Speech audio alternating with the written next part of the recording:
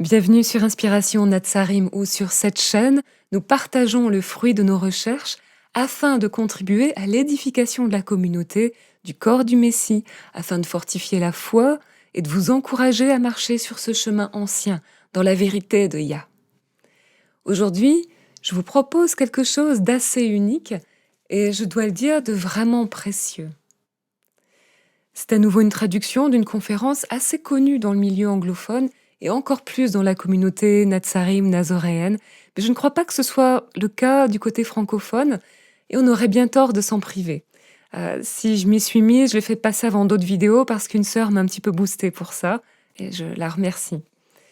Alors nous allons écouter une professeure de l'Université hébraïque de Jérusalem exposer avec une clarté étonnante comment le judaïsme rabbinique, depuis près de 2000 ans, a façonné un système destiné à détourner le peuple juif de Yahusha de Nazareth, le véritable Messie. Vous allez l'entendre de sa propre voix, car cette chercheuse, spécialiste des manuscrits de la mer morte et de bien d'autres domaines, bien qu'officiellement professeure de mysticisme et de philosophie juive, s'est aventurée dans des zones des Écritures que peu peuvent explorer. Est-ce que ces recherches lui ont révélé la laisse parfois déconcertée, vous l'entendrez dans le ton de sa voix, un décalage immense entre la pensée et la foi du peuple hébreu d'il y a 2000 ans et les enseignements imposés par le judaïsme rabbinique depuis le 1er siècle. Rachel Elior enseigne à l'Université hébraïque de Jérusalem depuis 1978. Elle est titulaire de la chaire John and Golda Cohen en pensée mystique juive et en philosophie juive.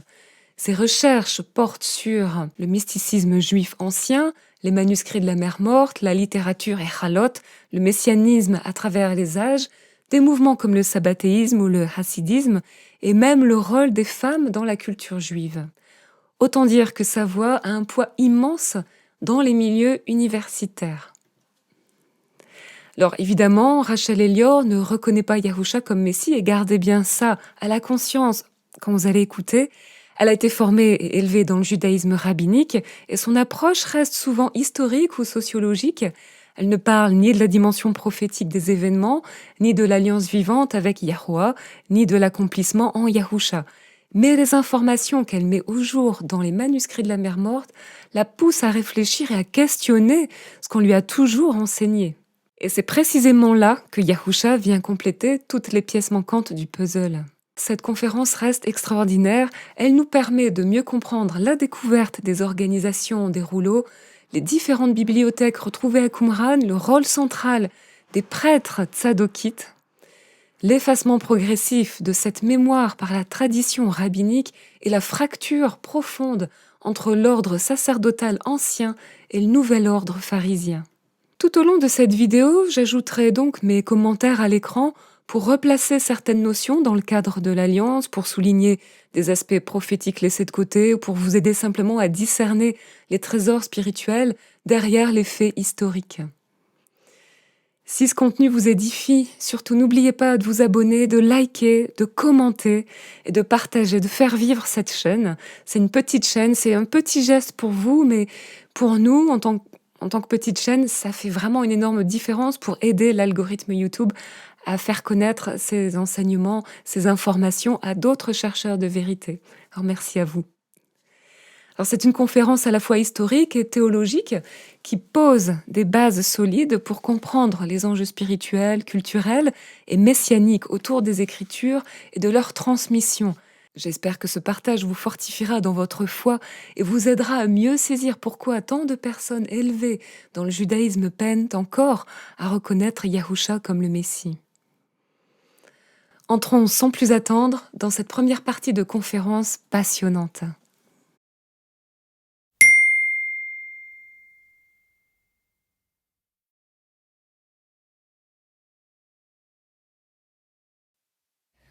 Bonsoir, mesdames et messieurs.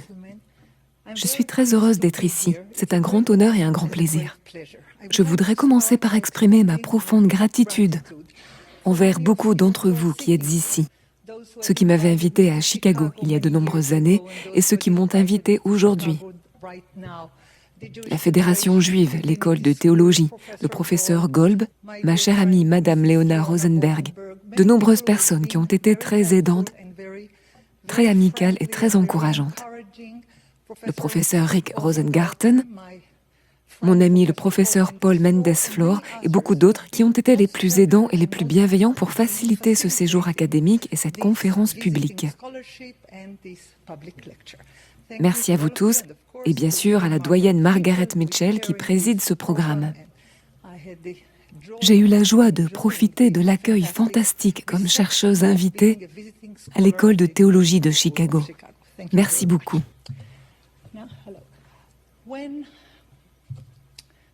Quand on a demandé à Isaiah Berlin, il y a environ un demi-siècle, quel était le problème du peuple juif, il a répondu « Il n'y a pas vraiment de problème. Ils ont simplement trop peu de géographie, beaucoup trop peu de géographie et beaucoup trop d'histoire. » C'est très vrai, car vu le peu de territoire que le peuple juif a toujours eu, il y a toujours eu des disputes et des querelles. Et dans la longue histoire qu'ils ont eue, il y a toujours eu des désaccords et des querelles. Je voudrais souligner le fait que lorsque le président Obama a récemment visité Jérusalem, le premier endroit où il a été emmené était le sanctuaire du livre. C'est l'endroit où certains des rouleaux de la mer morte sont présentés au public.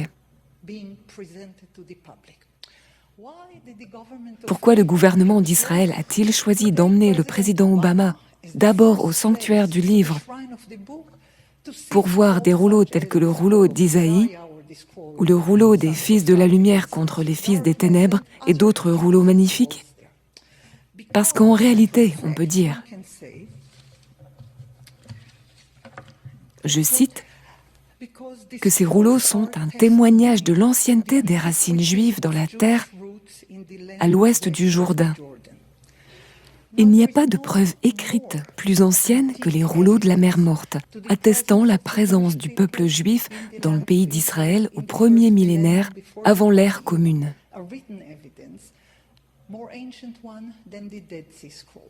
Tout le monde en a entendu parler, mais très peu de personnes les ont lus. La chose intéressante à leur sujet est la suivante. Lorsqu'ils ont été découverts en 1947 et 1956, durant une décennie très troublée dans l'histoire du peuple juif, juste après la Shoah, juste après la guerre d'indépendance, avant la guerre du Sinaï, lorsqu'ils ont été découverts, ils ont reçu 3 désignations géographiques. On les a appelés rouleaux de la mer morte, rouleaux du désert de Judée, rouleaux de Qumran. Ce sont des synonymes, tous corrects. Ils ont été trouvés dans les grottes de Qumran, sur le côté ouest de la mer morte. Cependant, quand on se limite à ces désignations géographiques, on se dispense de répondre aux questions de fond. Qui les a écrits et quand ont-ils été écrits? Pourquoi ont-ils été écrits? Pourquoi ont-ils sombré dans l'oubli pendant plus de 2000 ans? Comment cela a-t-il pu arriver? Est-ce seulement accidentel? Car comme je l'ai dit, lorsque l'on utilise uniquement une désignation géographique, on passe à côté du véritable enjeu. Certes, ils ont été trouvés dans un endroit précis, il n'y a aucun doute là-dessus. Mais pourquoi ont-ils été trouvés là? Qui les avait écrits? Qu'est-ce qui avait constitué une si vaste bibliothèque? Il y a entre 900 et 1000 fragments de parchemin avec un dénominateur commun qui, en général, n'est pas assez souligné. Tous les 1000 fragments, certains longs, d'autres réduits à de petits lambeaux, tous les 1000 fragments de parchemin, sans exception, sont des écrits sacrés. Parmi ces 1000 fragments, il n'y a pas une seule correspondance privée. Pas de facture, pas de document commercial. Il n'y a pas de ktuba, pas de contrat de mariage, aucun écrit privé. Tous sont des écrits sacrés. Que veux-je dire par écrits sacrés? Ils sont fondés sur le monde biblique, mais ils se permettent d'étendre ce monde biblique. La langue est de l'hébreu biblique, parfois l'araméen, de l'araméen biblique, et un peu de grec. Mais la plupart des rouleaux sont en hébreu biblique. Pourquoi tant de rouleaux en hébreu biblique, avec quelques mots que nous ne connaissons pas encore, mais qui sont compréhensibles pour quiconque sait lire l'hébreu biblique, sans trop d'efforts? Mais pourquoi ces rouleaux ont-ils été relégués dans l'oubli? Pourquoi ont-ils été retrouvés par hasard seulement entre 1947 et 1956?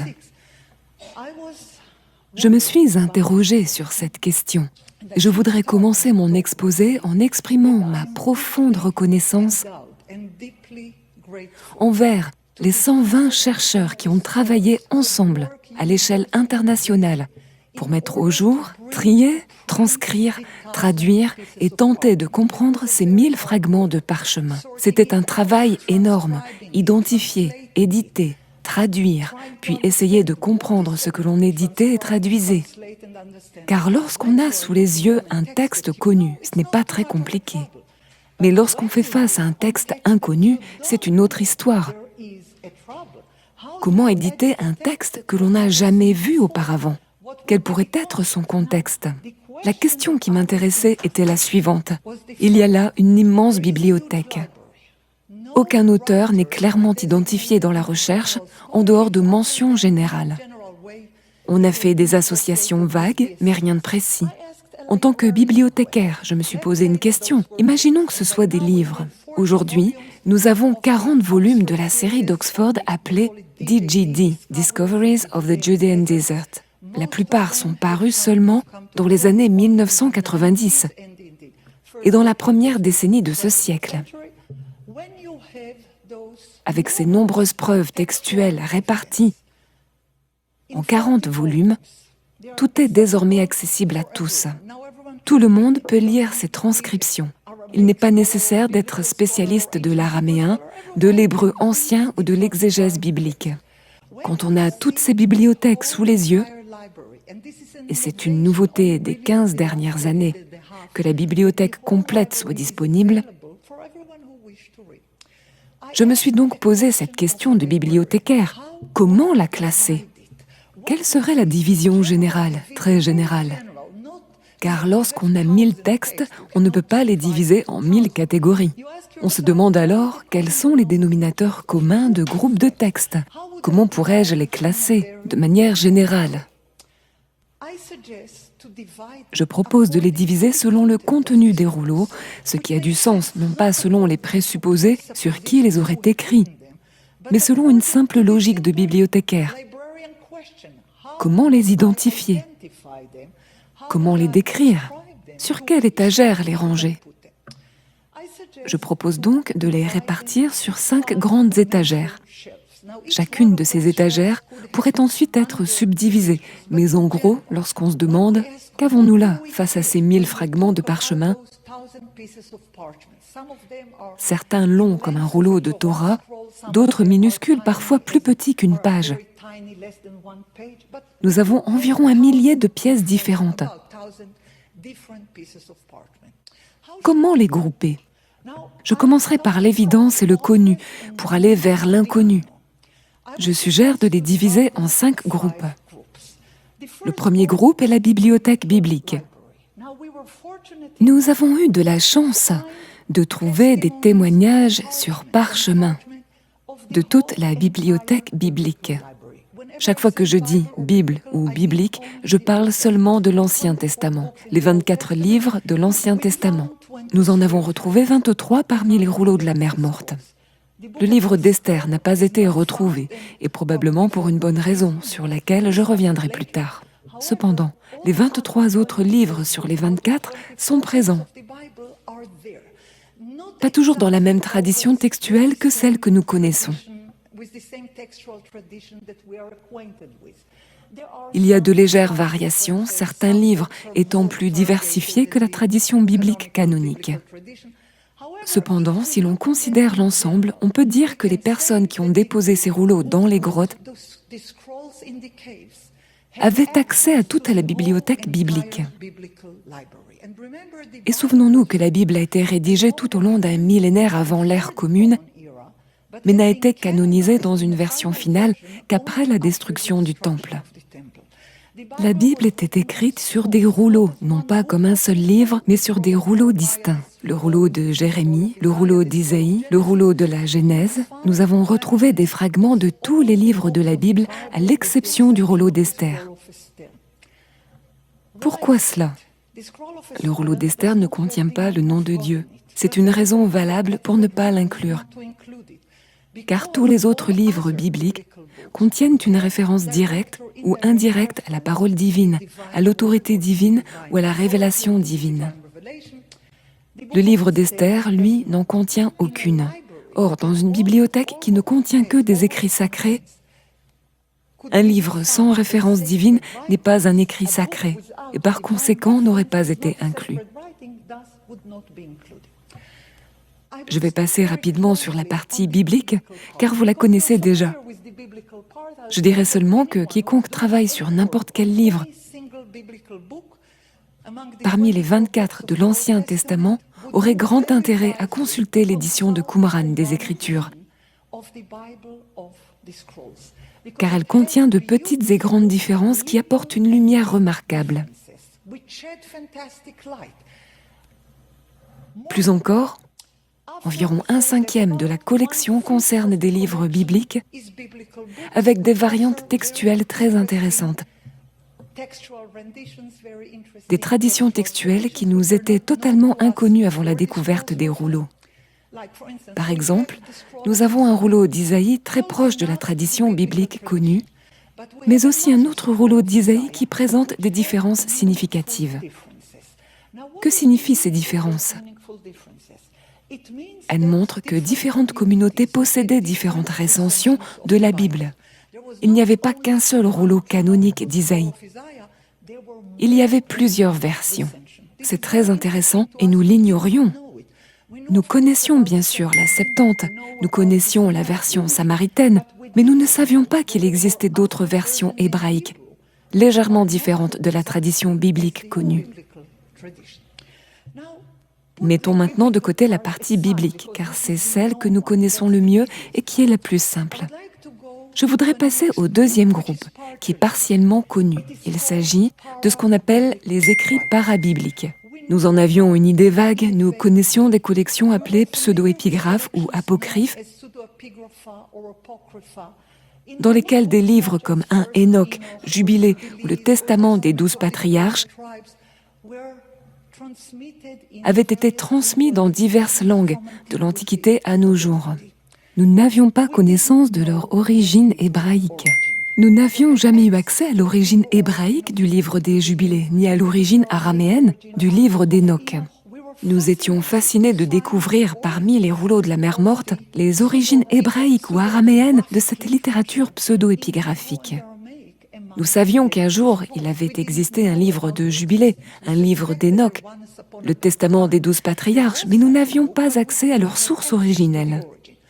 Cela, nous pouvons le comprendre facilement, car le livre des Jubilés, le livre d'Enoch et le Testament des 12 tribus nous étaient déjà connus avant la découverte des rouleaux de la mer Morte. Cependant, un autre groupe de livres, lui, nous était totalement inconnu. Nous l'avons également classé dans les écrits parabibliques en suivant le principe suivant. Vous pouvez prendre n'importe quel personnage de la Torah et construire autour de lui une histoire développée. Disions que nous connaissions tous Enoch, ou Noah, ou Lévi, du Pentateuque. Ces rouleaux nous apprennent qu'il existe un livre d'Enoch, un livre de Noah, un testament de Lévi, un testament de son fils Kehat, un testament de son petit-fils Amram. Nous ignorions totalement l'existence d'une telle littérature jusqu'à la découverte des rouleaux.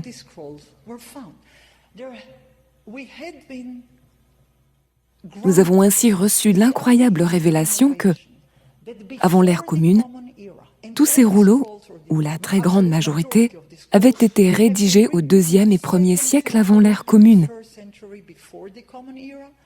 et très peu dans toutes les premières décennies du 1er siècle de l'ère commune.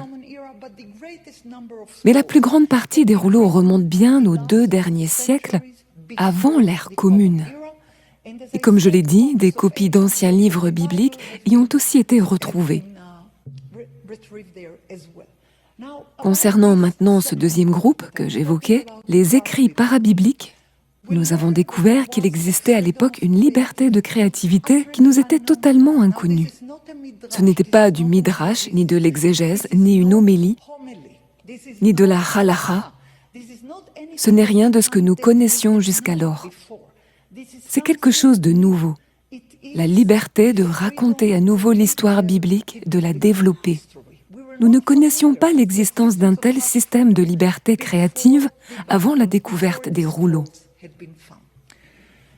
Le troisième groupe, qui suscite un grand intérêt, est celui que nous appelons la bibliothèque liturgique mystique. Nous ignorions totalement son existence, nous n'en avions aucune idée. Des livres comme les chants du sacrifice du Shabbat, d'un hébreu angélique splendide, remarquez les anges au-dessus de nous lisant des livres. Ils font exactement ce que les anges sont décrits en train de faire dans les rouleaux de la mer morte. Ils lisent sans cesse, enseignent, chantent, officient dans un sanctuaire céleste. Cependant, cette partie de la bibliothèque, faite d'œuvres liturgiques mystiques, au titre comme Odayot, action de grâce, avec des noms comme bénédiction, avec des noms comme chant du sacrifice du Shabbat, nous étaient totalement inconnus. Et ces écrits n'ont pas été retrouvés dans une seule copie, mais en de multiples exemplaires.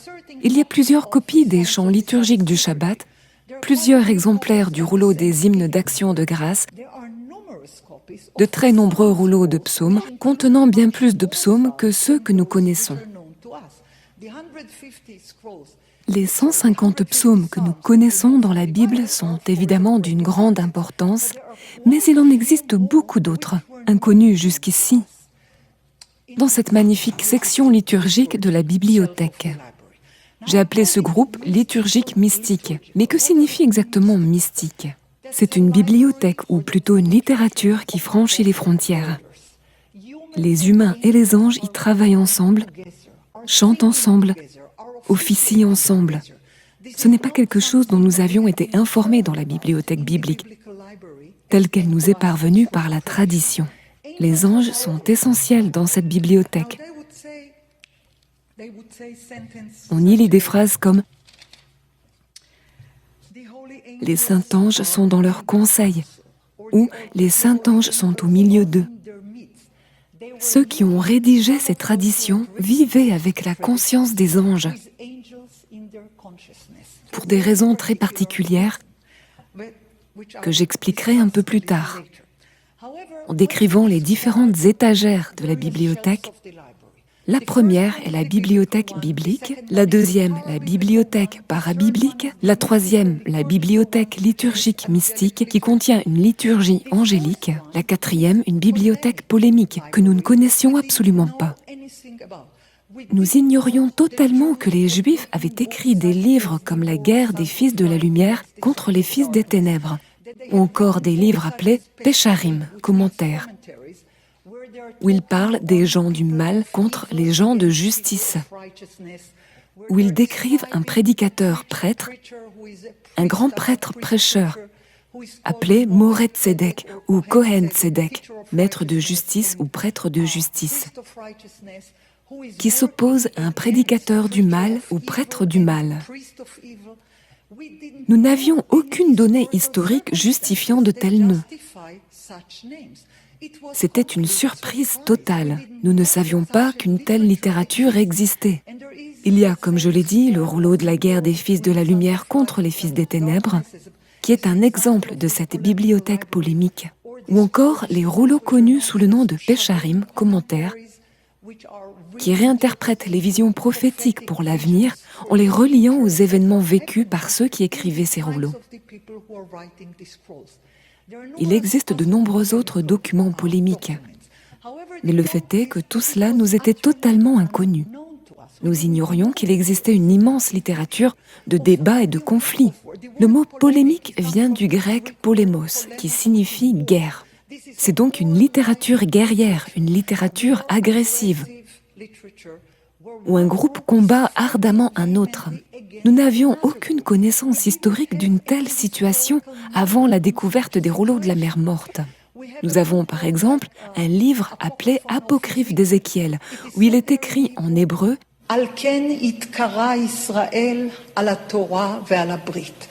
Ainsi le peuple d'Israël a été déchiré, brisé sur l'alliance et sur la Torah. » Nous ne savions pas cela. Il n'existait aucun indice historique indiquant avant les découvertes de Qumran qu'il y avait eu une rupture terrible, une déchirure, une guerre. Nous ne le savions pas. Alors ce que cela fait, c'est simplement nous enseigner. On peut en tirer cette leçon. L'histoire est un océan d'oubli, avec quelques îles de connaissances. Or là, nous n'avons pas trouvé une simple île.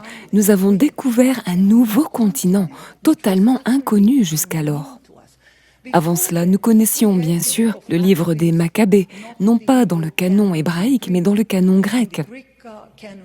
Quelques livres pseudo-épigraphiques en grec, en latin, en gaze. Le livre de Ben Sira, un ouvrage très intéressant en hébreu et en grec. Mais nous ignorions absolument tout ce dont je viens de parler. Toute cette littérature rédigée dans les 2 derniers siècles avant l'ère commune. La 5e partie, qui est particulièrement intéressante, peut être appelée littérature sectaire, même si j'emploie ce mot avec prudence. Car lorsque l'on dit sectaire, cela suppose qu'il y a un centre à partir duquel on se sépare.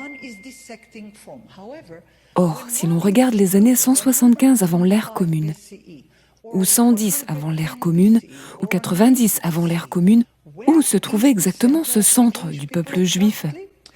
Qui était le véritable dirigeant du peuple juif au IIe siècle avant l'ère commune?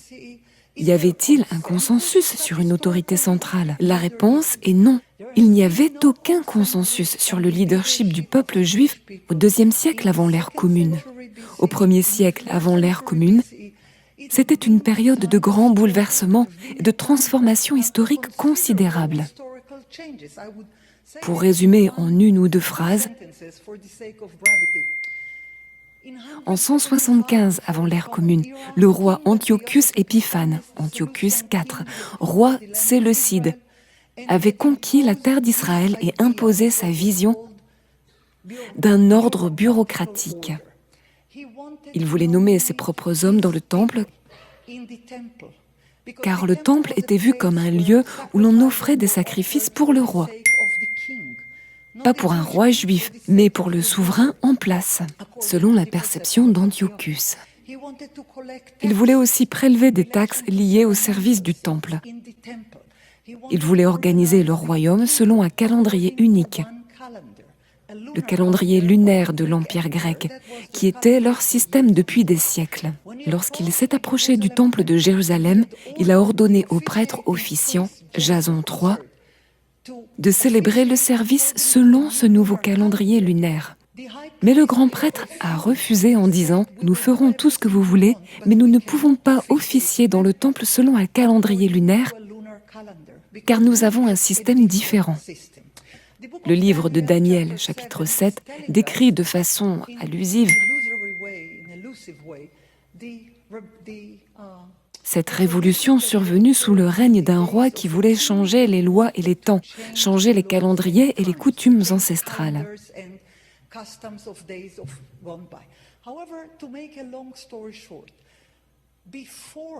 Pour faire court, avant qu'Antiochus Épiphane, Antiochus IV, ne conquiert Jérusalem et n'impose son calendrier lunaire, il y avait depuis près d'un millénaire un autre système. Non pas le système séleucide.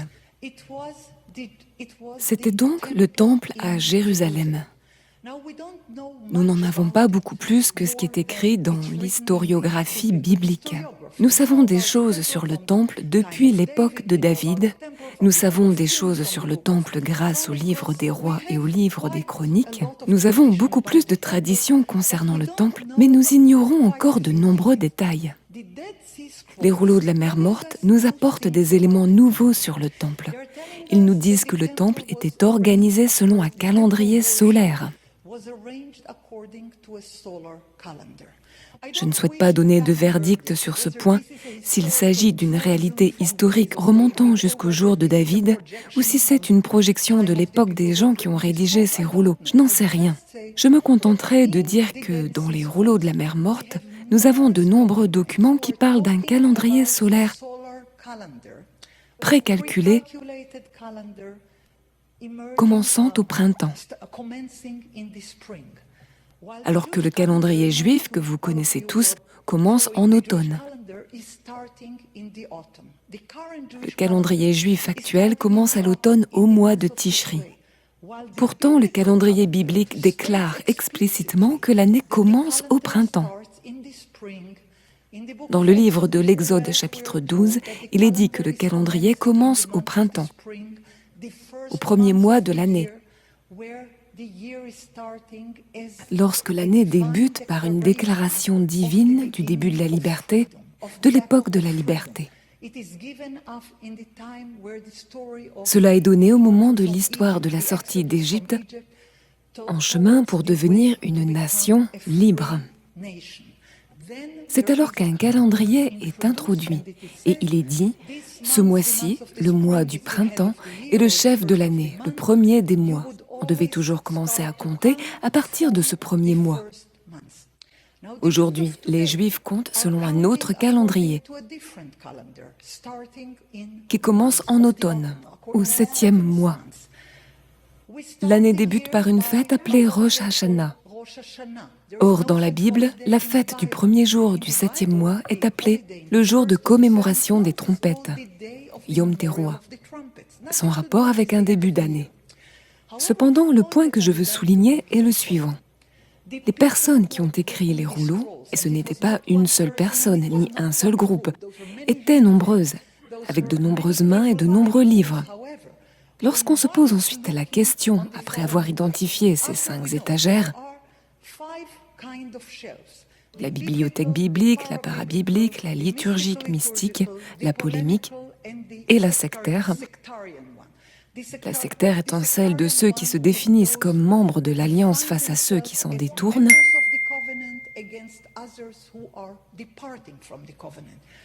Quand on se demande s'il existe un dénominateur commun à tous ces différents écrits, composés à différentes époques par différentes mains, y a-t-il un thème récurrent dans ces différents types de littérature qui ont été rédigés par des mains différentes à des époques différentes?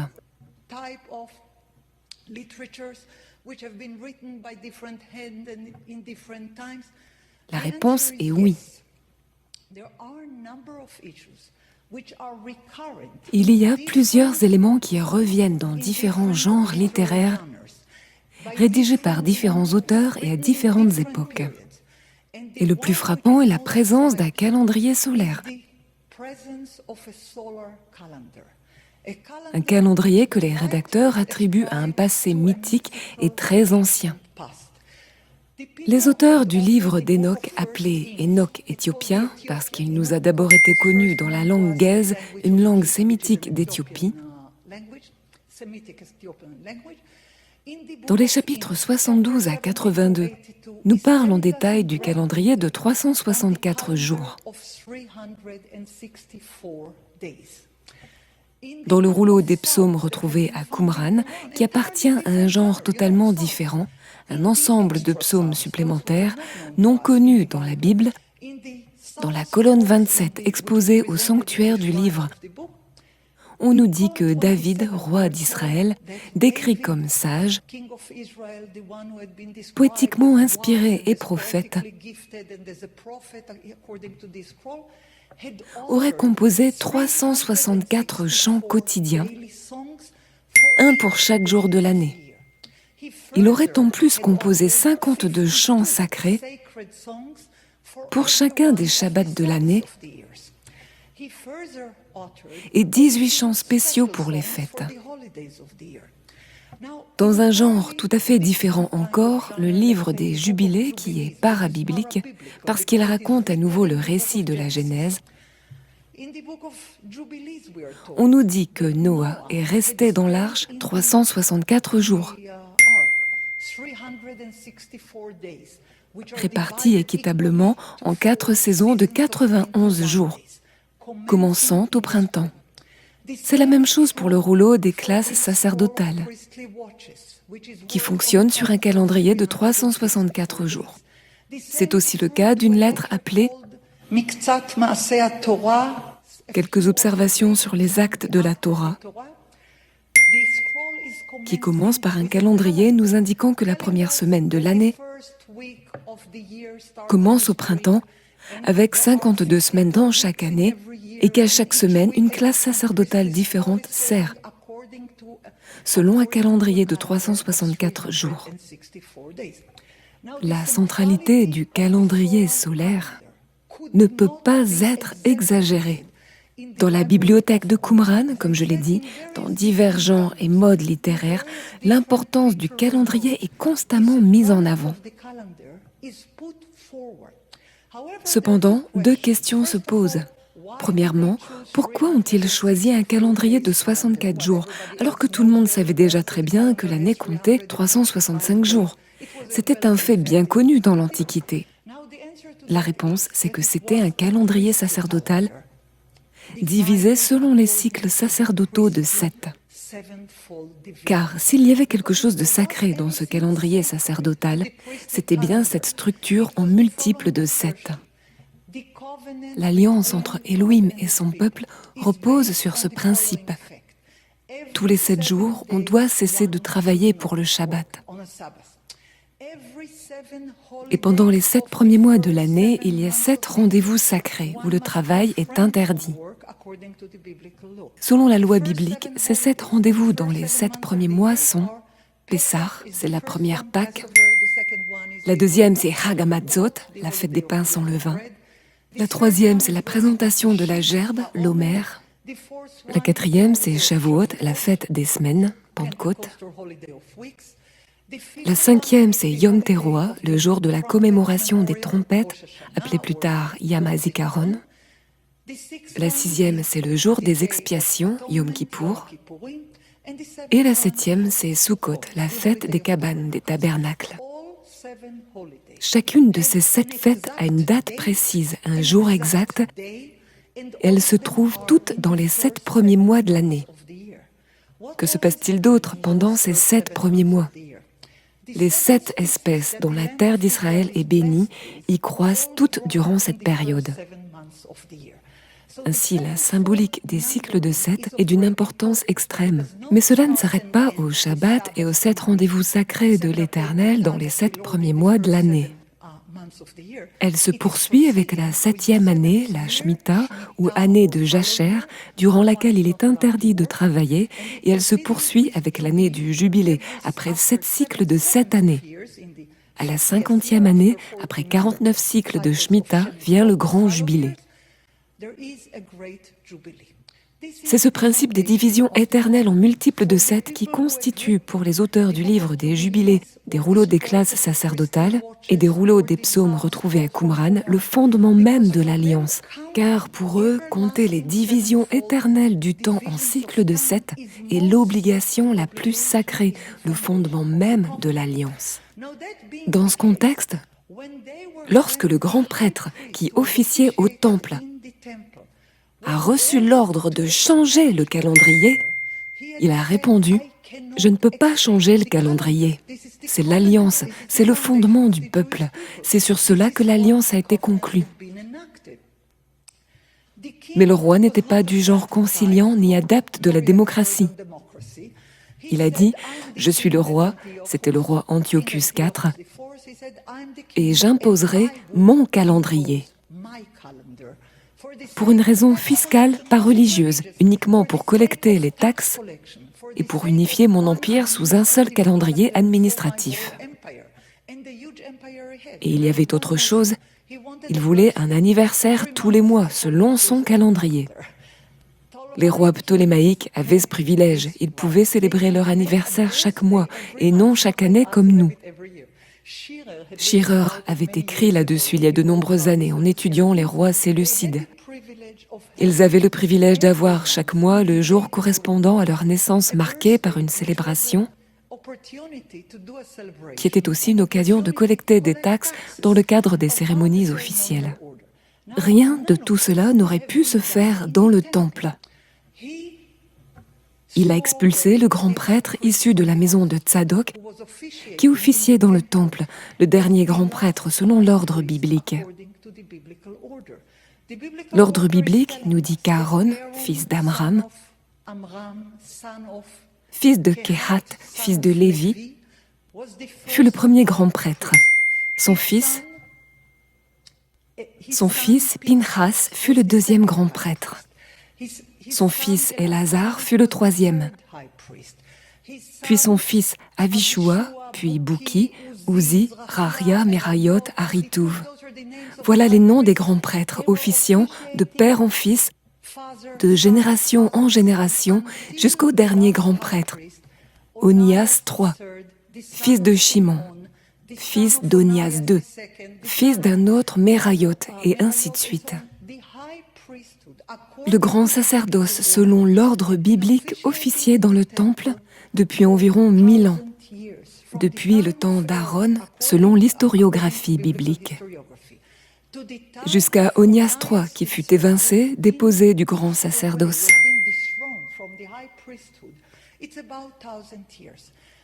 Non seulement il fut évincé, mais il fut assassiné. Son fils, Onias IV, s'enfuit en Égypte. C'est là que fut construit le temple d'Onias, où certaines anciennes lois sacerdotales furent préservées. Cependant, alors que le grand sacerdoce biblique avait été déchu, un nouveau sacerdoce fut nommé. Nous l'appelons le sacerdoce hellénisé. Cette période est courte, de 175 ans avant l'ère commune à 159 avant l'ère commune. À cette époque, Jason, Ménélas et Alcimos furent grands prêtres hellénisés. Cela signifie qu'ils avaient accepté, ils n'avaient pas vraiment le choix, le calendrier d'Antiochus et les décrets hellénistiques.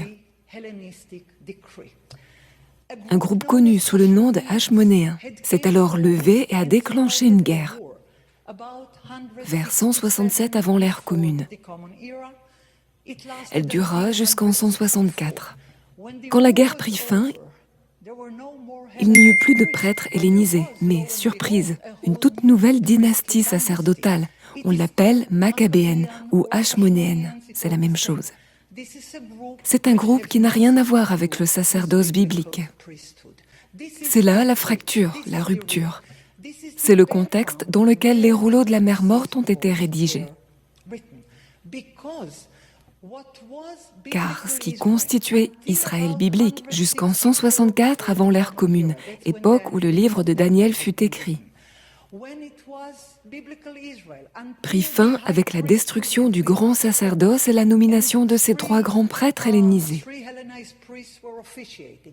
Le premier avait un lien direct avec l'ancien grand sacerdoce. Le deuxième n'avait aucun lien, le troisième non plus. Cependant, comme je l'ai dit, les Hasmonéens, issus de la tribu sacerdotale, menèrent la guerre. Ils avaient combattu contre les prêtres hellénisés. Ils avaient combattu contre le roi Antiochus et ils avaient réussi, dans une certaine mesure, à obtenir des victoires. Cependant, pas complètement. Par la suite, ils furent nommés par les héritiers d'Antiochus. Alexandre Balas et Démétrius étaient les deux héritiers d'Antiochus qui se disputaient le pouvoir. Les Hachmonéens, qui étaient des guerriers, offrirent leur aide militaire à l'un des héritiers, Alexandre Balas, tandis que d'autres offrirent leur soutien à l'autre héritier d'Antiochus, Démétrius Ier ou II. Ces deux rois se faisaient la guerre. Lorsqu'Alexandre Balas prit le dessus, il nomma Jonathan le Hachmonéen grand prêtre. Or, Jonathan n'était pas issu du grand sacerdoce. Il n'était pas des fils de Tsadok, la famille sacerdotale qui, selon l'ordre biblique, était la seule habilitée à officier comme grand prêtre. C'est ainsi qu'un nouveau sacerdoce fut nommé. Il officiait apparemment selon le calendrier grec. Le calendrier grec était un calendrier lunaire, tandis que le calendrier sacerdotal était un calendrier solaire. Le calendrier grec reposait sur l'observation humaine des phases de la lune, ajustées selon le jour où la lune apparaissait. Le calendrier solaire, l'ancien calendrier solaire, selon l'historiographie des rouleaux, avait été révélé à Enoch, fils de Jared, de la 7e génération de l'humanité, qui avait été instruit par les anges. instruit par les anges à lire, à écrire, à calculer, et qui avait passé de nombreuses années au ciel. Enoch est celui dont il est écrit dans le livre de Bereshit, Genèse. Enoch marcha avec Elohim, puis il ne fut plus car Elohim l'avait pris. C'est une phrase très étrange dans Genèse 5. C'est extrêmement inhabituel dans une lignée de personnes. Pour chacun d'eux, il est indiqué qui les a engendrés, qui les ont engendrés et combien d'années ils ont vécu. Enoch est le seul pour qui il est dit « Enoch marcha avec Elohim, puis il ne fut plus car Elohim l'avait pris ». Ainsi Enoch n'est pas mort. Cet Enoch, selon le premier livre d'Enoch, le deuxième livre d'Enoch et le troisième livre d'Enoch, pas tous viennent de Qumran, juste le premier.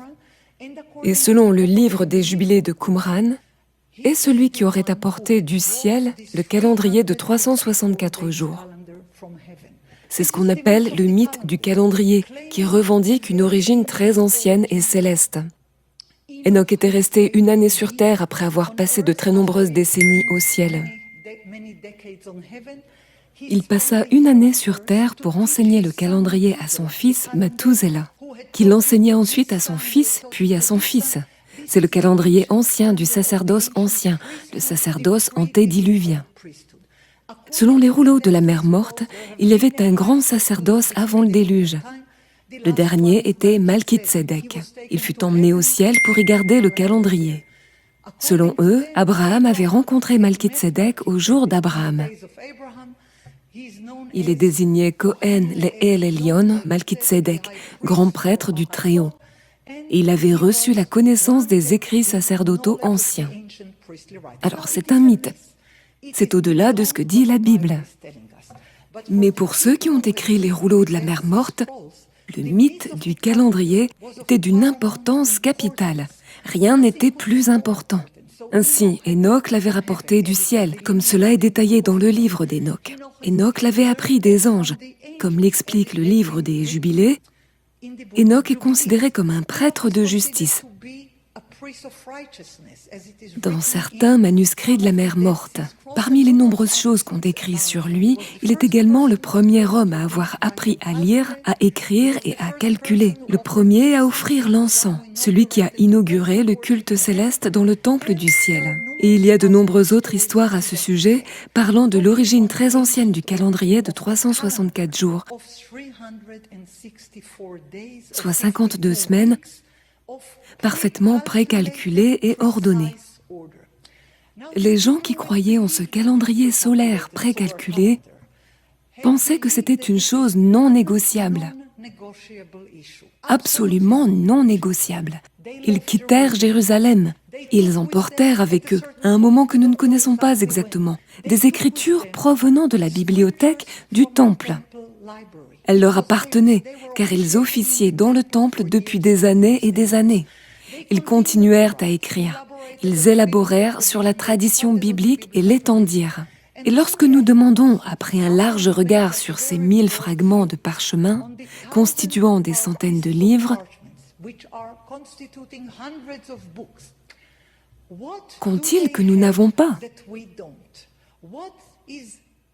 Ce qui devient évident lorsqu'on lit les rouleaux de la mer morte, et qui n'est connu dans aucun autre écrit historique avant ou après l'ère commune, c'est ceci. La première généralisation que l'on peut faire, c'est que la plupart de ces rouleaux traitent du temps sacré, du lieu sacré, de la mémoire sacrée et du rituel sacré. D'une manière ou d'une autre, chaque rouleau aborde le temps sacré en lien avec le calendrier, le rituel sacré en référence aux prêtres officiant selon l'ancien rituel des 52 Shabbats et des 364 jours, tel qu'il est détaillé dans les rouleaux des classes sacerdotales et expliqué dans le rouleau du temple. Ainsi, le premier axe, c'est le temps sacré, le calendrier. Le deuxième axe, c'est le rituel sacré, le service sacerdotal dans le temple. Le troisième axe, c'est le lieu sacré. Le lieu sacré, selon les rouleaux, c'est Jérusalem, le mont Sion. Je voudrais attirer votre attention sur le fait que Jérusalem n'est pas mentionné directement dans le Pentateuque. Pas une seule fois. Jérusalem est mentionné pour la première fois dans le livre de Josué, par son nom. C'est un fait auquel on ne prête pas toujours attention. Dans le Pentateuque, Jérusalem n'est pas mentionné. Dans les rouleaux de la mer Morte, dans les versions des livres correspondant au Pentateuque, Jérusalem est absente. Mais dans le livre des Jubilés, qui réécrit Béréchit, Genèse, Jérusalem est au premier plan. Elle y est mentionnée 3 fois dans le premier chapitre, de sorte que personne ne peut la manquer. Or, qu'en est-il de Jérusalem? Elohim dit, soit directement, soit par l'intermédiaire d'un ange, qu'il a choisi le mont Sion à Jérusalem pour être le lieu saint où il veut habiter. C'est mentionné à de nombreux endroits. Jérusalem est célébrée dans des rouleaux que nous ne connaissions pas auparavant.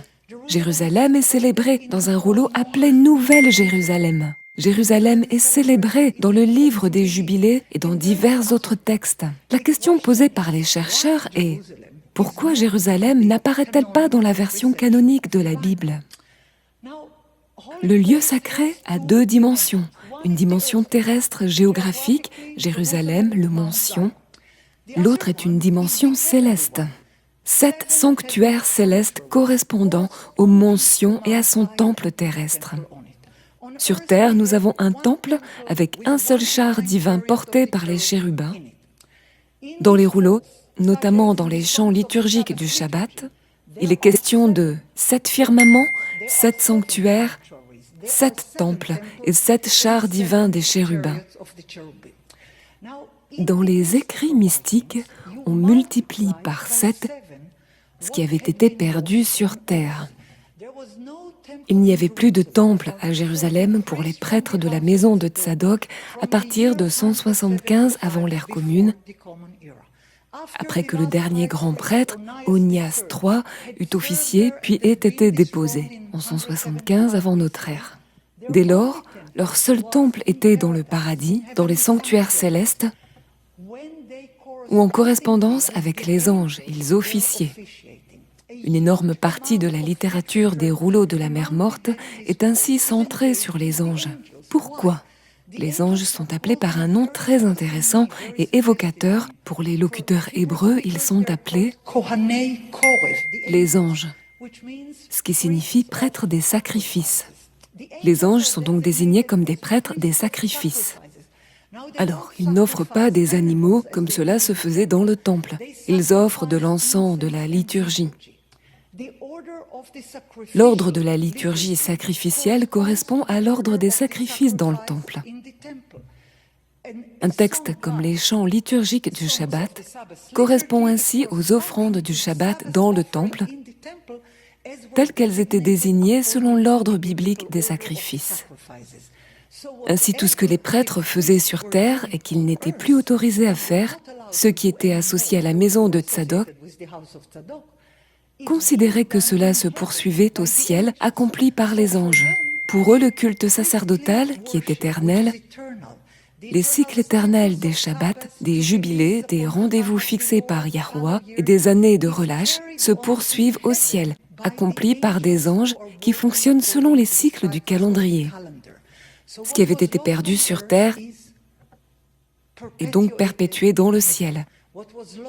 Ce qui avait été perdu dans le tangible sur terre est perpétué dans la musique et les chants mystiques, dans les 7 sanctuaires célestes.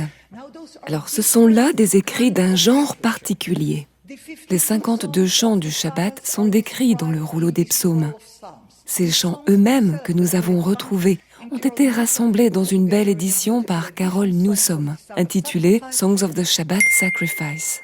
Nous avons même des descriptions des anges officiant ensemble avec les prêtres. Les prêtres appellent les anges à participer au travail sacrificiel du Shabbat dans le sanctuaire céleste. Nous avons les rouleaux des classes sacerdotales qui nous indiquent à quelle date et quel jour les sacrifices doivent être offerts.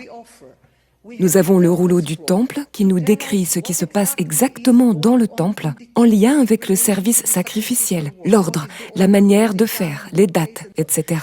Ce sont des textes différents, mais tous se rapportent au culte du temple, aux sacrifices, aux classes sacerdotales et au calendrier sacré. Tous, sans exception. Si je dis qu'il y a environ 4 ou 5 éléments distinctifs qui sont des dénominateurs communs à la plupart des rouleaux, les voici. Le premier est un calendrier solaire, le calendrier sacré de 364 jours. Le second, le lieu saint, Jérusalem, le mont Sion. Le troisième, une présence angélique en correspondance avec le service sacerdotal du temple.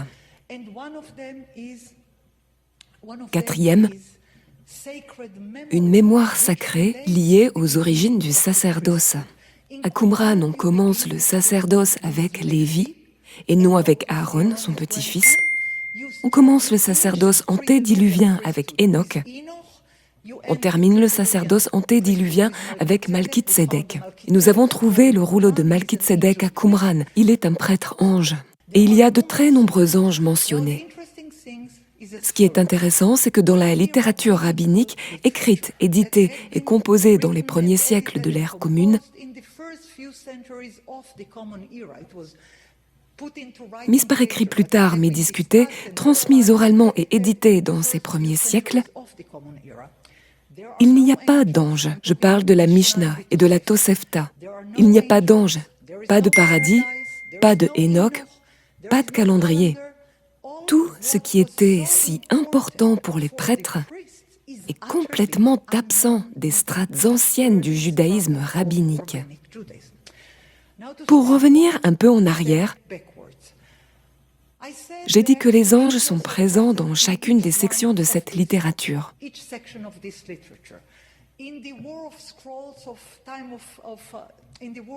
Dans le rouleau de la guerre des fils de la lumière contre les fils des ténèbres, par exemple, les anges conduisent à la guerre. Les prêtres combattent avec des cors, des trompettes, de la musique et des noms angéliques. Ils ne combattent pas comme des soldats. C'est une guerre mystique, pas une guerre terrestre. Et pourquoi s'appellent-ils fils de la lumière? Parce qu'ils croyaient au calendrier solaire. Pourquoi appelaient-ils leurs opposants fils des ténèbres? Parce que ces derniers croyaient au calendrier lunaire. C'était donc une guerre de calendrier plus qu'autre chose. Mais le calendrier était la base de l'alliance pour ceux qui, à l'époque biblique, croyaient dans l'ordre biblique, dans la sainteté du sacerdoce biblique, dans la sainteté du culte du temple, dans tout ce qui constituait l'Israël biblique idéal. Je ne dis pas que c'était l'ordre réel, mais que c'était l'ordre idéal. En 175 avant l'ère commune, lorsque les prêtres de la maison de Tsadok furent déposés et privés de leurs fonctions, ils quittèrent Jérusalem à un certain moment et emportèrent leur bibliothèque. C'était la seule chose qu'ils étaient autorisés à prendre, car il était interdit de prendre quoi que ce soit des objets ou matériaux du temple, considérés comme sacrés et intouchables en dehors du sanctuaire.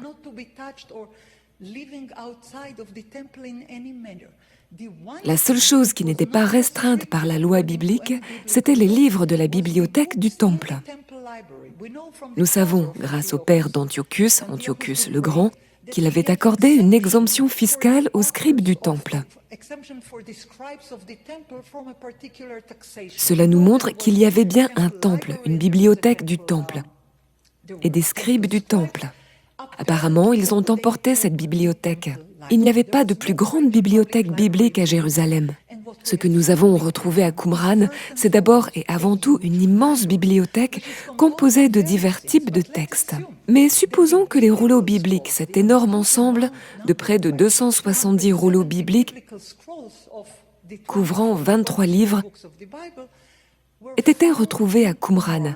Ce ne sont pas des écrits produits sur place, mais des textes provenant de la bibliothèque du temple et emportés dans leur départ. Ensuite, ils ont continué à écrire toutes sortes de choses dont j'ai parlé, sur le temps sacré, sur le lieu sacré, sur le rituel sacré, sur le culte sacerdotal angélique, sur la mémoire sacrée. Et je voudrais vous poser une question. Quel mot ai-je le plus souvent utilisé? Sacerdotal. C'est donc une conscience sacerdotale, une mémoire sacerdotale, un intérêt sacerdotal. Cependant, la plupart des chercheurs travaillant sur Qumran, dès le début des études dans les années 1950,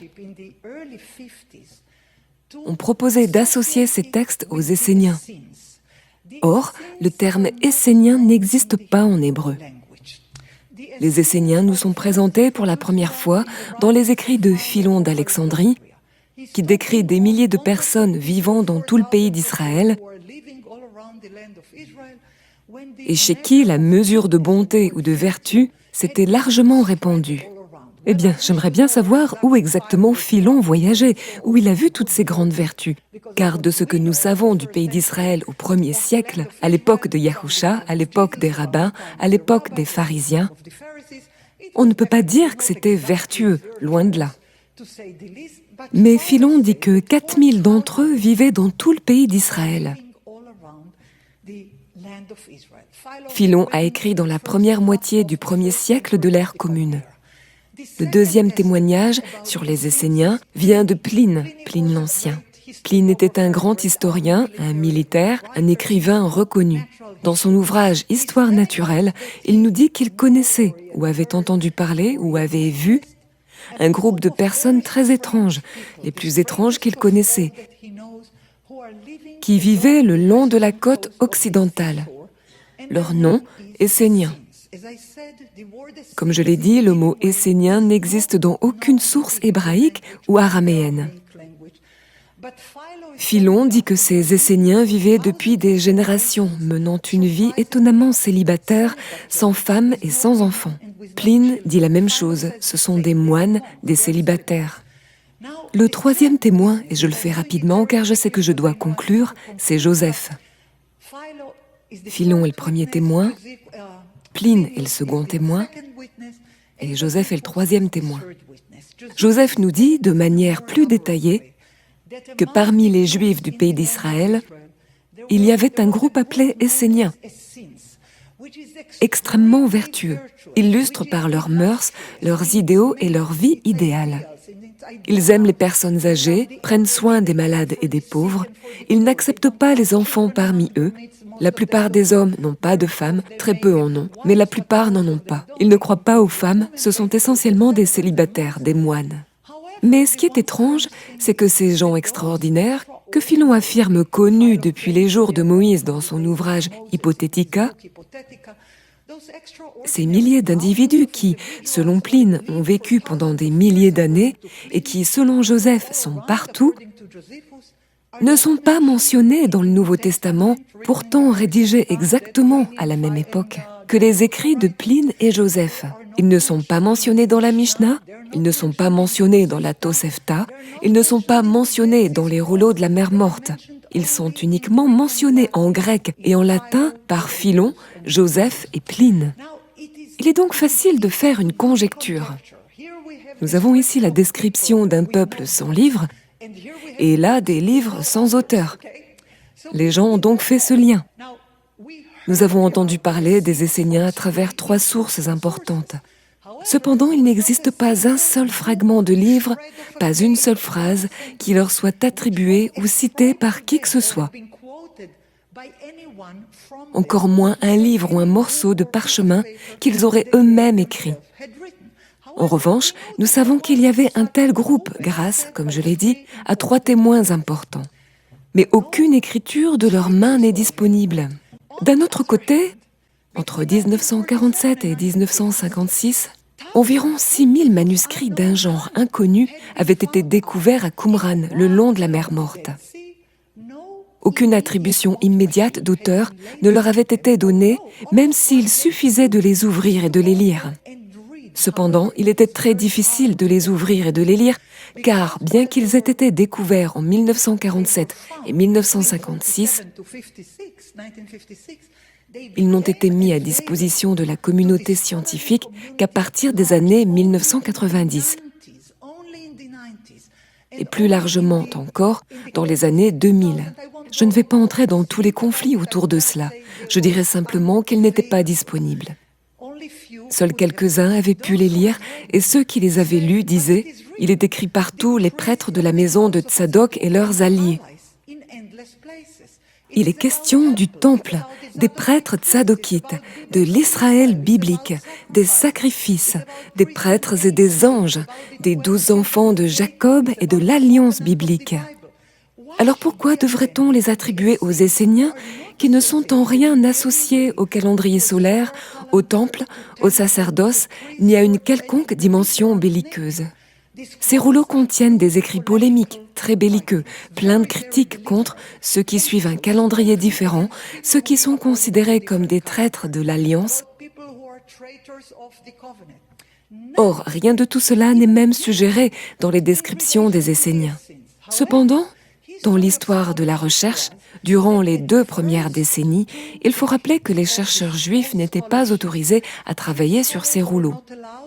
C'était une décision du gouvernement jordanien qui avait la garde des rouleaux à Jérusalem depuis 1948, quand Jérusalem-Est était devenu territoire jordanien, jusqu'en 1967. Lorsque Jérusalem fut réunie ou conquise ou libérée selon le point de vue de chacun. Cependant, lorsque Jérusalem-Est et Jérusalem-Ouest furent réunifiés, les chercheurs juifs et israéliens furent enfin autorisés à lire les rouleaux pour la première fois, tous ceux qui n'étaient pas accessibles avant 1967. Mais durant toutes les années qui s'étaient écoulées, depuis le début des années 1950, lorsque les premières études avaient commencé, jusqu'à la fin des années 1980, quand la recherche reprit vraiment de l'ampleur, il était communément admis que les auteurs des rouleaux étaient des moines appelés Esséniens, vivant une vie célibataire dans un lieu désertique. En réalité, nous ne savons pas où vivaient les auteurs des rouleaux. Nous n'en avons aucune idée. Ce n'est que conjecture et supposition. Nous savons seulement où les rouleaux ont été trouvés, dans des grottes. Il est impossible de vivre dans ces grottes. Très peu de personnes auraient pu vivre dans les conditions extrêmes du désert, sans climatisation, près de la mer morte. Seuls quelques individus très jeunes et très forts auraient pu le faire. Mais certainement pas une grande communauté de milliers de personnes. Cependant, parce que seuls les moines catholiques et des prêtres protestants s'occupaient de ces rouleaux en 1948 et 1967,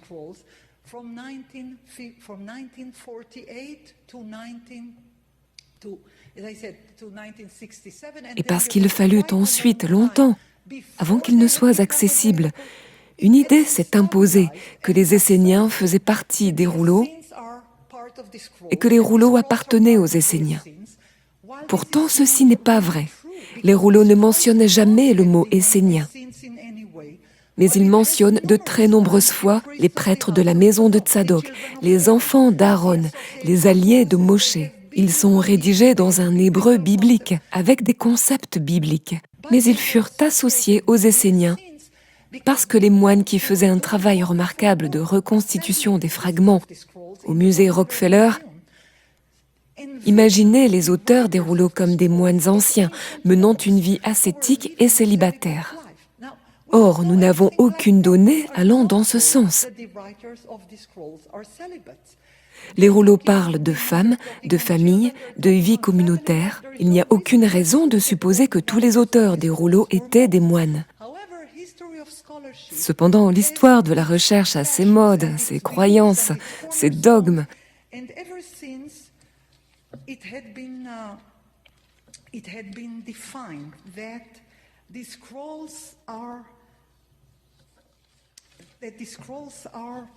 Depuis qu'il a été établi que les rouleaux sont principalement une bibliothèque essénienne et que leur contenu reflète la vie de moines célibataires, le contenu biblique, le contexte sacerdotal juif, la nature très ancienne des rouleaux, premier document de la Judée antique, ont été relégués au profit d'une connexion supposée avec les Esséniens du 1er siècle, soit 250 ans plus tard que l'époque où ces rouleaux et leurs controverses étaient rédigés. c'est-à-dire pour les textes non bibliques après 175 avant l'ère commune jusqu'au jour de Joseph. Pourquoi devrions-nous prendre le témoignage de Joseph sur les Esséniens et l'appliquer directement au rouleau? Les rouleaux nous disent très clairement ce qu'ils sont. Ils se présentent eux-mêmes comme le rouleau du temple, le rouleau des classes sacerdotales, des textes sur les sacrifices, sur la liturgie sacerdotale, sur la liturgie angélique. Ils n'ont rien à voir avec les Esséniens. Ils sont pleinement enracinés dans l'histoire de la tribu de Lévi, dans le testament de Lévi, le testament de son fils Amram, le testament de son fils Kehat, le testament de son petit-fils, etc. Tout cela est saturé de questions sacerdotales, de préoccupations sacerdotales, d'un langage sacerdotal. Mais depuis que l'hypothèse a été posée, elle est devenue un dogme. Celui qui ose dire « reprenons les textes et voyons si les préoccupations sacerdotales, temps sacré, lieu sacré, rituel sacré, mémoire sacrée, ne devraient pas être considérées avant de retenir uniquement la théorie essénienne. » Celui-ci se heurte généralement à une forte résistance. Merci beaucoup pour votre attention et je serai heureuse de répondre à vos questions.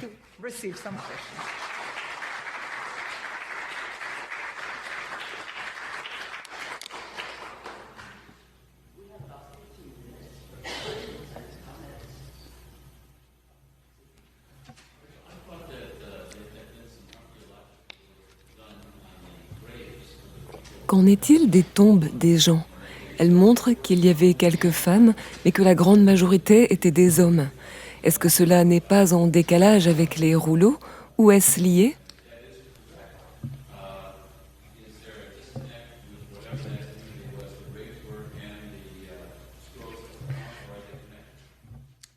Eh bien, je ne fais pas d'archéologie.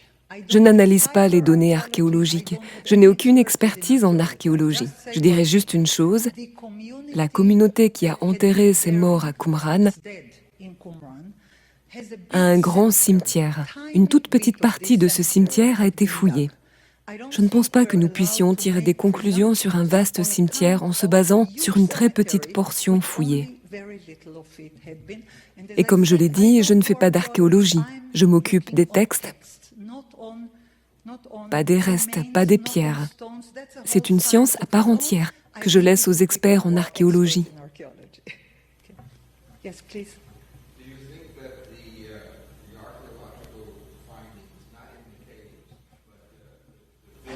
Pensez-vous que les trouvailles archéologiques, non pas dans les grottes, mais les pierres, les bassins, les cuisines, les salles à manger, n'ont en réalité aucun lien avec les rouleaux? Eh bien, je ne dirais pas qu'ils n'ont rien à voir. Ce que je dis, c'est que les rouleaux représentent diverses communautés et ont été écrits à différentes périodes. Je l'ai dit à plusieurs reprises, différents genres, différentes mains, différentes époques.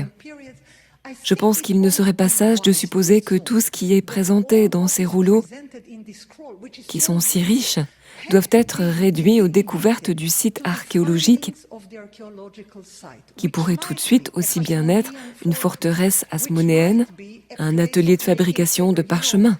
Vous savez, quiconque a étudié l'archéologie de Qumran sait qu'il existe une douzaine de théories différentes pour expliquer ce seul site archéologique. Comme je l'ai dit, je ne fais pas d'archéologie, je n'ai pas les compétences pour cela. Mais je dirais que si nous avons 500 mains qui ont écrit ces rouleaux, nous ne devrions pas supposer qu'elles vivaient toutes là. Je dirais plutôt que c'est un lieu comparable à une bibliothèque, un endroit où l'on conserve des trésors précieux. Je ne dirais pas que nous devons séparer totalement le site archéologique du contenu des rouleaux, mais je ne pense pas non plus que nous devrions les superposer à 100%. Oui, s'il vous plaît.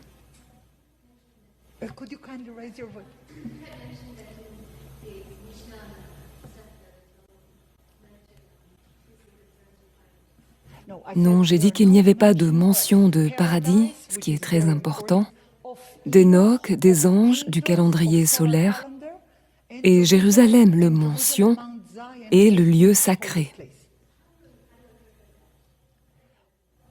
Eh bien, merci pour cette question, car cela me permet de dire ce que le temps ne m'avait pas permis de dire auparavant. Après la destruction du second temple, il y a eu un profond changement de garde. Ceux qui officiaient dans le temple, que ce soit les prêtres asmonéens, puis 420 ans plus tard, les prêtres hérodiens, et les autres étapes de l'histoire de la Judée au 1er siècle de l'ère commune. Après ça, après la destruction du temple, tout a changé. Il n'y a plus de temple et plus de service sacerdotal. Un nouveau groupe émerge. Et bien sûr, ces racines existaient déjà, mais un nouveau groupe apparaît au premier plan. Les pharisiens. Leur nom dérive d'un mot qui veut dire interpréter selon une vision biblique. C'est dérivé d'un mot qui signifie interpréter. Il s'agit donc de nouveaux interprètes de la loi canonisée.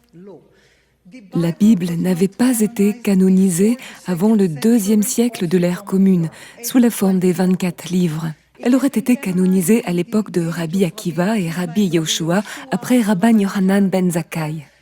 Ce sont ces pharisiens qui seront plus tard appelés rabbins ou tanaïm. Ils portent divers noms, mais ont un point commun. Ils n'autorisent pas l'écriture de nouveaux livres, ils insistent sur l'enseignement oral, ils insistent sur de nouvelles interprétations novatrices d'une profondeur extrême. Mais, pour permettre cette interprétation libre, ils devaient canoniser la Bible. Ils ont donc déclaré, parmi les différentes écritures disponibles, nous avons choisi les 24 livres. 24 et pas plus. Nous savons, d'après le Talmud, qu'il y a eu des débats pour savoir si le livre d'Ézéchiel devait être inclus, si le Cantique des Cantiques devait être inclus, si le livre d'Esther devrait être inclus. La fixation des 24 livres du canon a marqué la clôture des écrits sacrés créatifs. Selon les rabbins, il n'y aurait plus de continuité possible dans la rédaction des Écritures. Or, il y avait de nombreux livres qui n'ont pas été retenus dans le canon biblique, tels que le livre d'Enoch, le livre des Jubilés, le livre des 12 patriarches, les chants du sacrifice du Shabbat, le rouleau du temple. Tous ces livres sont des écrits sacrés, sans exception. Tous parlent de réalités célestes, d'anges, de commandements divins, de prescriptions halachiques. Cependant, ils ont été exclus. Pourquoi ces livres ont-ils été exclus ? Parce que, selon les rabbins, tout livre qui mettait l'accent sur les prêtres, les anges, ou qui contenait la moindre allusion au calendrier de 364 jours, devait être considéré comme ce qui veut dire les livres laissés en dehors, les livres externes. En anglais, on les appelle pseudo-épigraphes ou apocryphes, mais en hébreu, l'expression est plus précise. Ce sont les livres laissés dehors. Rabbi Akiva, dans le traité Sanhédrin, dit « Quiconque lira dans les livres extérieurs, se laisser en dehors, n'aura pas de part dans le monde à venir. » C'est un acte de censure extrêmement fort. Or, ces livres qui avaient été exclus sont précisément ceux que nous avons retrouvés dans la bibliothèque de Qumran. Nous connaissons aujourd'hui cette querelle comme le conflit entre pharisiens et sadducéens. En hébreu, sadducéens signifie simplement les prêtres issus de la maison de Tzadok. Ce n'est que plus tard qu'ils ont acquis une mauvaise réputation à cause de leur rôle dans le Nouveau Testament et leur conflit avec les rabbins. Mais les prêtres de la maison de Tzadok, qui avaient officié dans le temple pendant 1000 ans avant l'ère commune, avaient leur propre mémoire, leur propre vision, leur propre conception du monde, et ils se sont battus pour la préserver.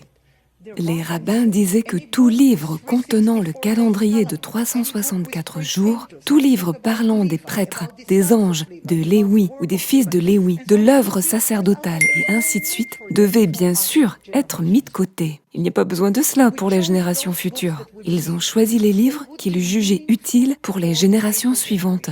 Ils n'ont pas retenu le rouleau du temple, car il n'y avait plus de temple. Ils n'ont pas retenu le rouleau des classes sacerdotales, car il n'y avait plus de classes sacerdotales, puisqu'il n'y avait plus de temple. On peut donc expliquer pourquoi ces livres ont été laissés de côté. Mais ce qui n'a pas été assez souligné, c'est que tout ce qui était central pour les prêtres a été mis de côté dans la nouvelle littérature rabbinique. Je vais donner un exemple pour rendre cela plus clair. Le mot « alliance », « brit », est l'un des mots les plus fréquents dans les rouleaux de la mer morte. L'alliance entre Elohim et son peuple, Elohim et les prêtres, le peuple d'Israël et Elohim. Le mot « alliance » est un mot majeur, mais ce mot, dans ce sens, a été complètement effacé de la Mishnah. Il n'existe plus. Ainsi, ce qui est central dans la littérature sacerdotale devient indicible, invisible, absent dans la nouvelle littérature rabbinique émergente. Ils avaient un nouvel agenda. Les prêtres ont été ignorés dans la manière dont les rabbins ont décrit la chaîne de transmission de la Torah. Ils ne les mentionnent pas du tout, ils les ont supprimés. Pourtant, dans la Bible, il est dit très clairement que la Torah doit être enseignée et transmise par les prêtres. C'est écrit de manière explicite. Moshe le dit à ses frères de la tribu de Léwi. Vous enseignerez les statuts de Yahweh au peuple de Jacob. Vous enseignez la Torah au peuple d'Israël. Il est donc évident que, dans la Bible, les prêtres étaient chargés de la transmission de la Torah. Or, selon les rabbins, dans le chapitre des Maximes des Pères, il n'y avait jamais eu de prêtre dans la transmission biblique. Ce qui comptait beaucoup pour un groupe a été entièrement effacé par l'autre groupe. Oui, s'il vous plaît.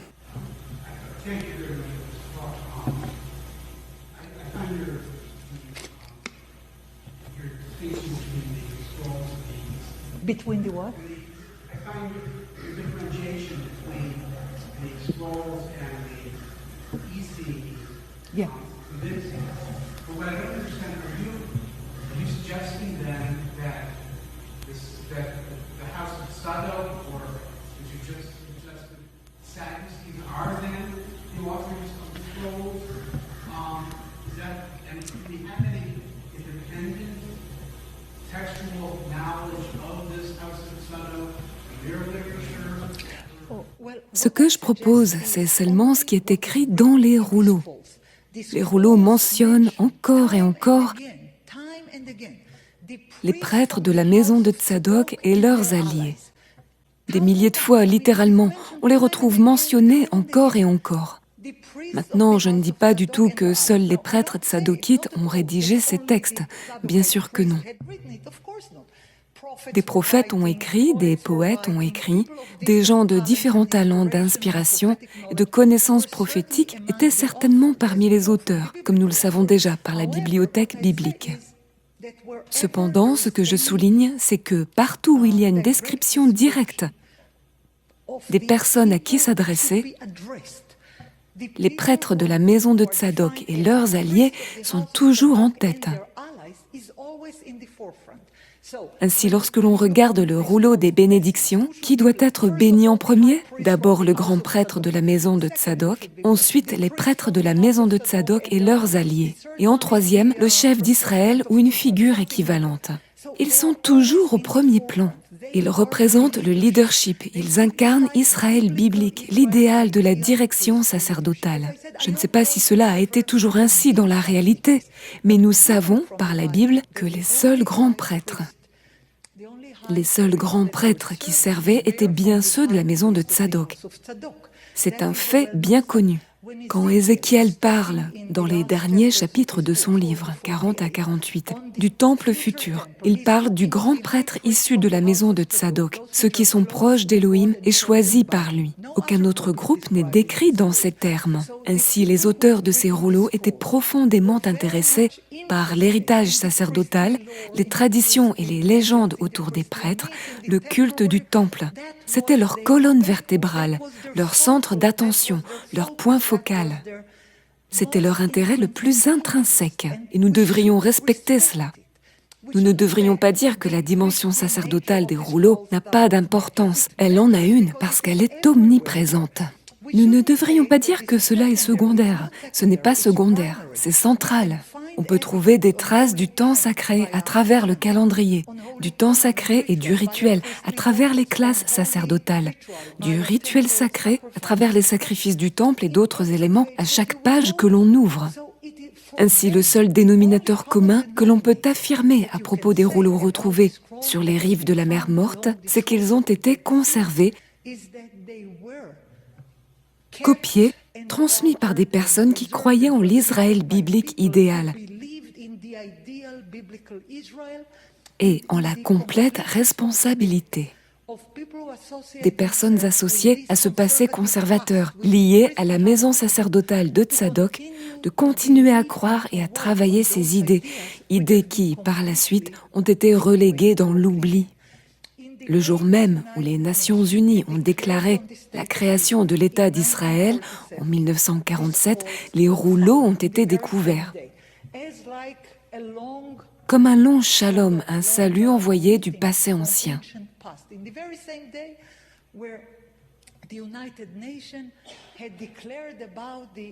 Le jour même où l'ONU a reconnu le nouvel État d'Israël, ces rouleaux ont été révélés pour la première fois. Ils étaient dans l'oubli depuis plus de 2000 ans. Ils étaient inconnus et certainement pas au centre de la mémoire juive. Mais j'aimerais que l'on respecte ces autres mémoires, ces mémoires alternatives, ces lambeaux de mémoire qui avaient été engloutis dans l'oubli. Pourtant, ils ont été retrouvés comme par miracle, par hasard. C'est merveilleux qu'ils aient été retrouvés. Nous devrions prêter attention à ces autres mémoires, à ces autres mythologies, à ces autres points d'intérêt et de dévotion qui animaient le peuple juif durant les 2 siècles avant l'ère commune et dans les premières décennies de notre ère. Je crois que nous devrions en tirer une leçon. Il n'y a jamais eu une seule communauté juive autoritaire. Il y a toujours eu des divisions, des disputes, des désaccords. Cependant, si l'on demande quelle est la seule chose que tous les Juifs partageaient, c'était leur capacité à lire et à écrire. Ils pouvaient l'utiliser pour des écrits belliqueux, pour toutes sortes de débats, mais ils disaient toujours « Nous avons des écrits sacrés, nous avons des écritures saintes. Nous pouvons lire, réécrire, commenter, faire de l'exégèse, de la loi, mais aussi des mythes et de la mystique. Nous sommes des hommes libres d'écrire. » Même si Rabbi Akiva disait de ne pas lire les écrits extérieurs, nous les avons, d'une manière ou d'une autre, lus au fil des siècles.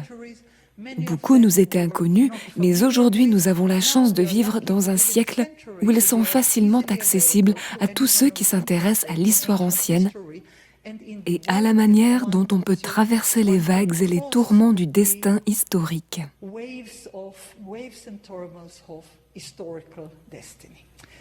On va conclure ici. Merci beaucoup.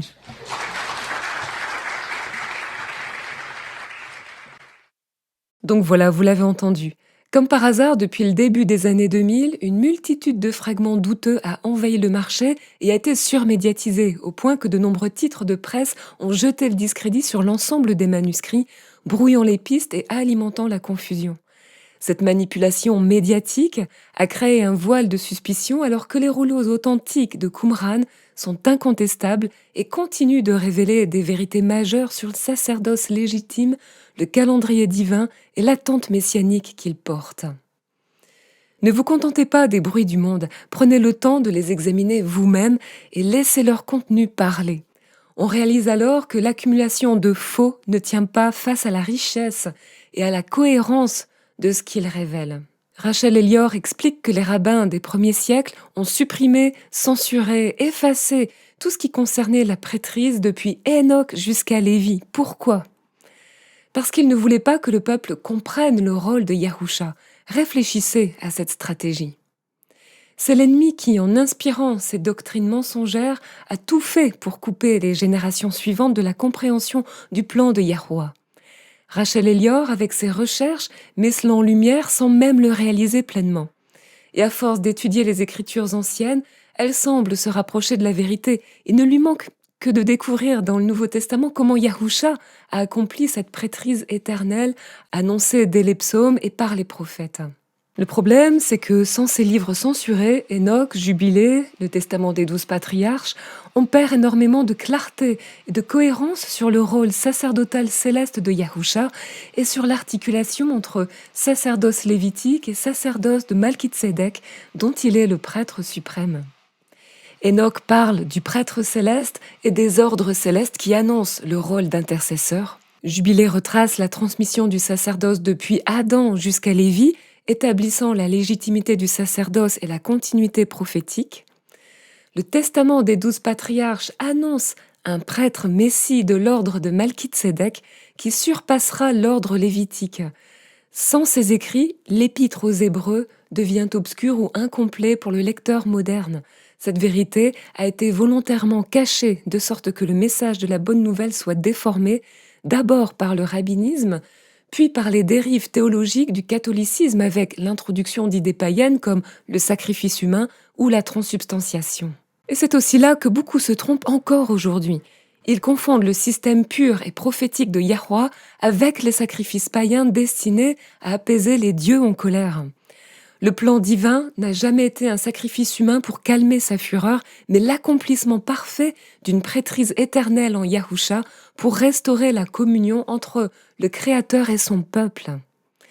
Et comme je vous l'avais partagé dans un article sur la chaîne, Jean, qu'on appelle Yahochanan Hamadbil, Jean le baptiseur, confirme parfaitement cette lecture. Il était issu de la lignée sacerdotale d'Abia, la lignée tzadokite, selon l'ordre des classes de prêtres, les Mishmarot. Et fidèle à cet appel, il vivait retiré dans le désert, appelant le peuple à la repentance et au retour à la pureté de la Torah, exactement comme le faisaient les Qumranim. En plus de cela, Jean était naziréen consacré à Yahweh dès la naissance, sans vin ni rasage tout au long de sa vie. Cette double consécration, une prêtrise tzadokite et le naziréat, le préparait parfaitement pour la mission qui lui avait été confiée. Ce n'est pas un hasard si Yahusha a choisi de recevoir l'immersion de Jean. C'était un signe fort. Et en se soumettant à la seule prêtrise légitime reconnue devant Yahweh, celle des Béné Tzadok, le Messie validait l'ordre établi par le Père. Quand Jean hésite, Yahusha lui répond « Laisse faire cette fois-ci car il est convenable que nous accomplissions ainsi toute justice. » Mattityahu, Matthieu 3,15. En hébreu, cette justice ne désigne pas une notion abstraite, elle parle de l'obéissance totale à la Torah et à l'ordre divin. Accomplir toute justice, c'était donc se placer sous l'autorité de la prêtrise légitime pour inaugurer officiellement sa mission. La Torah, les prophètes, les écrits de Qumran et les évangiles racontent ensemble la même histoire. Yahusha, le fils de Yahweh, a été établi roi et grand prêtre éternel selon l'ordre Malkitsédek, Hébreux 5. Par sa résurrection, il est devenu le prêtre éternel qui intercède dans le temple céleste pour son peuple, ouvrant ainsi le chemin de la vie éternelle. Et c'est là un point crucial. Si l'on réduit le message au seul « Yahusha est mort pour nos péchés », ou pire encore que l'on réduit ceci à une logique de sacrifice humain, comme le fait la doctrine populaire de l'expiation pénale de substitution, on perd toute la profondeur du plan divin. Le sang de Yahusha n'était pas une fin en soi, il inaugurait un sacerdoce parfait, annoncé dès Bereshit Genèse, confirmé dans les Tehillim, psaumes, et révélé dans les écritures prophétiques. Le plan de Yahweh a toujours été clair. Tout ce que nous découvrons dans cette conférence, le rôle des prêtres tzadokites, la pureté du calendrier, l'alliance fondée sur l'obéissance et la sanctification, trouve son accomplissement en lui. Yahusha seul rétablit l'ordre parfait voulu par Yahweh et conduit son peuple vers la résurrection et la vie éternelle. Puissiez-vous vous sentir bénis par ce qui est partagé là. On se retrouve très vite pour la seconde partie de la conférence qui concerne le calendrier.